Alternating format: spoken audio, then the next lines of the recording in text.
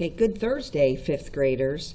So if you read the lesson plans that I posted, and you got a copy of this, on Thursday, I'm supposed to review and highlight pages 136 to 137 and check your answers to the questions in the textbook. Some of this was assigned last week, so I'm just kind of going over that information. Just a quick note here, this was assigned on Monday, and I only got 3, I think, so far. So I'm going to wait and go over this on Friday, so you could fill it out with us, or you could fill it out and send it to me. This one wasn't particular. It's not going for a letter grade. It is sort of like how much can I remember about what a population, a community, and this little bit about a food chain here. So I'll be going over that on Friday. And then the other note I wanted to let you know is that, like, I have people sending me this, and I haven't went over how to do number 7 yet. And if you're not careful and you don't use arrows to show the energy being transferred correctly, which is what we read about, or you're going to be reading about today and tomorrow, so we're not doing this one correctly. So you may want to wait until Friday to do this, because I'm going to give you a sample of this. All right, so let's do today's lesson, which just talks about roles in ecosystems. If you have your science book ready on page 136 and 137, you know that there is a site, the SAVIS site, that you can go to, and everybody has their username and password. If you want to know that, you forget it, email me and I'll give it to you. You can also listen to me read it. So let's start with roles in ecosystems. Every organism in an ecosystem has a niche or role in that ecosystem. A niche includes the type of food that the organism takes in, how it gets its food, and which other species use the organism as food. An organism may compete for things it needs. Plants may compete for sunlight, soil, or water. Animals may compete for territory, water, light, food, or mates. For example, male black bears will compete with each other for territory and mates. Rabbits, mice, and other animals of a desert community compete with one another for the plants to eat. An animal that cannot compete may die or be forced to move away. In question number 8 asks you to infer, so when it means to make an inference, it might mean that the answer is not necessarily in the book. Kudzu is a vine that quickly grows and covers other plants. What is one resource for which kudzu competes with other plants? So think about it. Now, you could have written up here water, sunlight, or soil. It says it's growing on top of the other plants. So I wanted to make an inference, and I put down that I think it must be competing for space. It grows rather quickly. Now, when these animals interact and have a relationship with each other, you can actually look at it mathematically. So down here when it says to do the math, read a graph. The graph shows how the population sizes of a hunter, such as an owl, and the animal it hunts might change over time. Use the graph to answer these questions. Number 1, which is a reasonable estimate for the difference between the greatest and the least number of hunters? Now, being that we've been using this book for a couple of years, I'm going to talk to you about how people use this number here. They say 30, and they get stuck and they say, I don't understand this. They go and they say, boy, this is 60 and this is 20. So they look at these two numbers and they pick the number 40.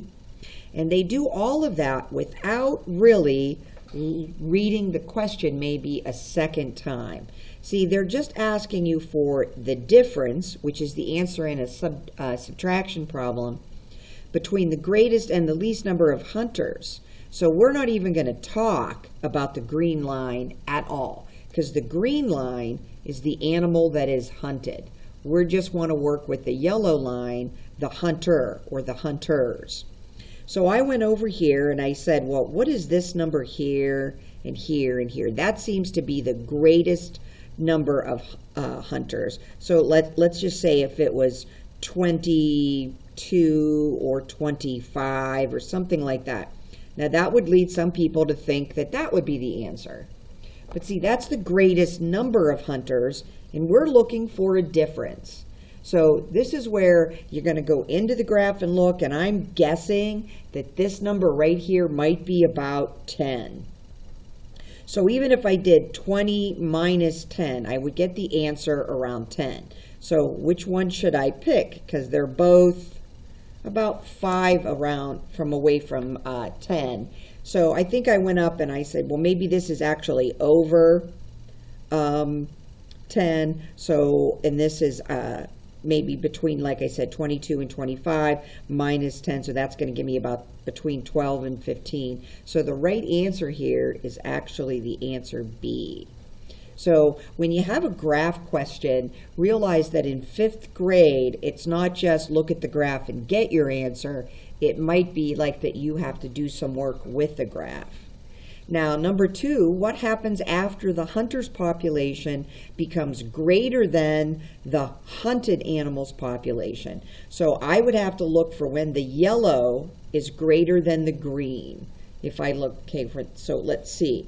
Right here, the yellow is over the green. Right here, the yellow is over the green. And then right here, the yellow is over the green.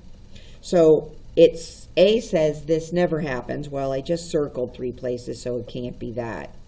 The hunter's population decreases to 0. If I went to the graph, the yellow never actually reaches 0, so I know it's not B. So right now, if I'm not sure, I've increased my chances to 50%.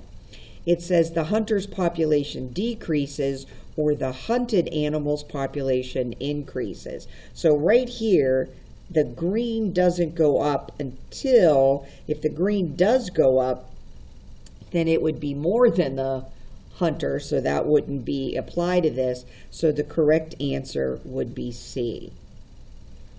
So now I'm going to come over here to symbiosis. I am going to tell you we've been talking about symbiosis since you got the letter that started chapter 4. Remember, I had you write 3 different forms of symbiosis down. They actually talk a little bit about this way back at the beginning. And I said, remember when it talks about interaction. So let's go back here and read symbiosis. For all you language lovers, remember bio, we know means life. And I wonder see if you can look that up, what that thing,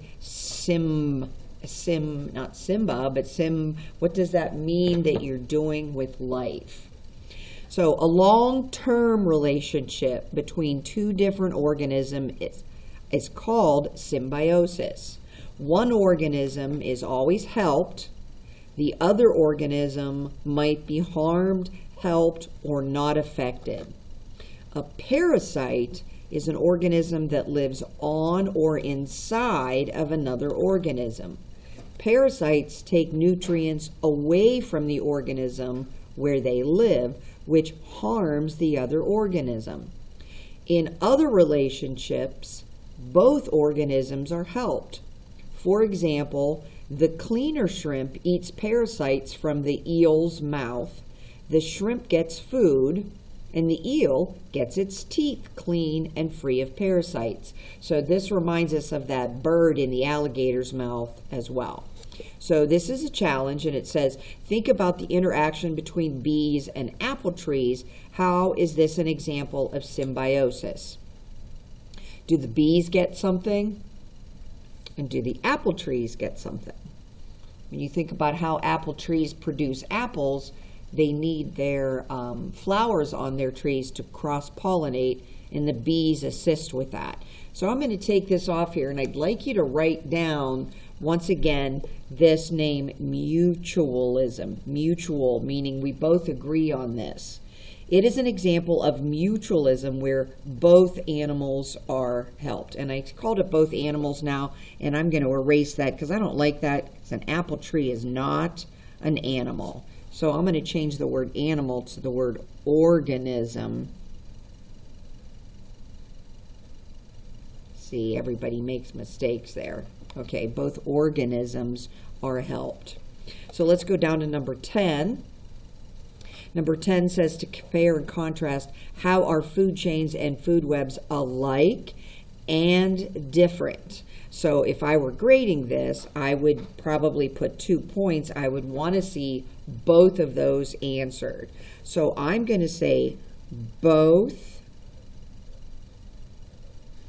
use arrows.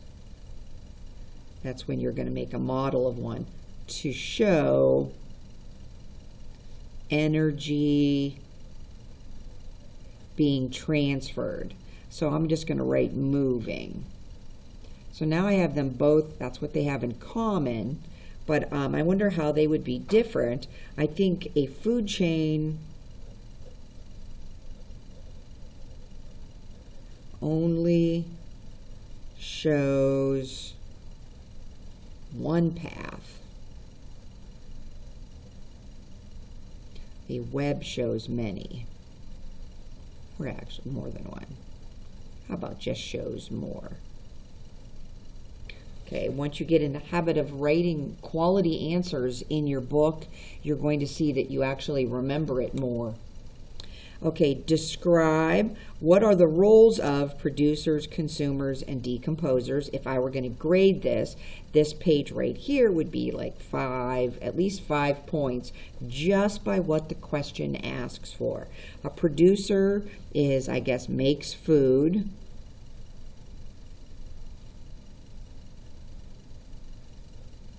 And actually, most producers create oxygen too, clean the air, lower the noise pollution. They are very important. Makes food for consumers. Remember, when you're talking about a niche, which it talks about up here, it's not only what you do, it's also what uses you. So for consumers, I'm going to say they eat producers, and they provide for the decomposers, because decomposers, running out of room. When a consumer dies, a decomposer uses consumers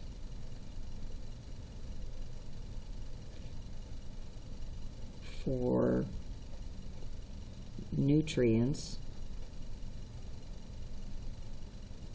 And I'm just going to put that together to return to the soil.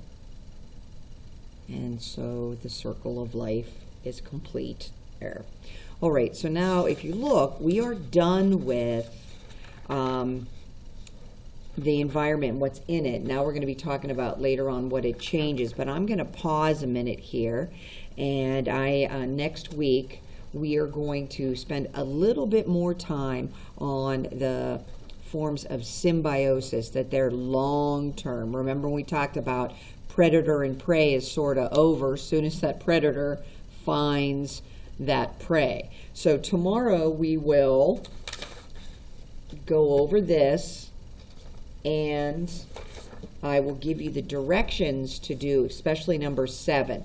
This top you'll probably be able to do pretty quickly. This is really self-explanatory, but there's a lot of directions here.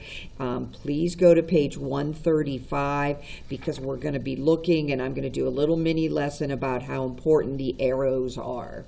So I hope you guys have a nice Thursday, and also I'll be probably looking for setting up a Google Meet for Friday for the 5th grade classes, so we get a chance to lay eyes on each other. Have a nice Friday.